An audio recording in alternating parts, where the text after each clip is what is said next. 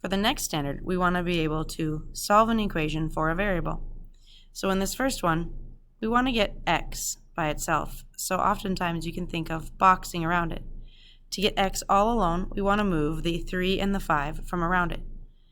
To cancel out a positive 5, we would subtract 5 from both sides.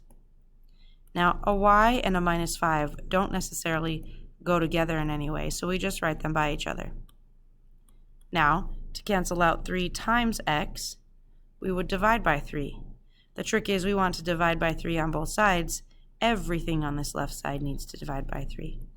So our final answer would be y minus 5 all over 3 equals x.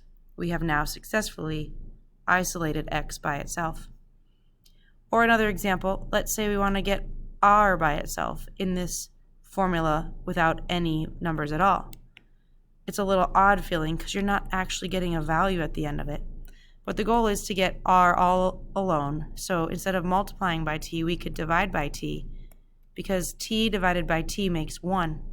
That just leaves 1r here. But whatever we do to the right side, we have to do to the left side. So we would have d over t equals r. And this would be our final answer.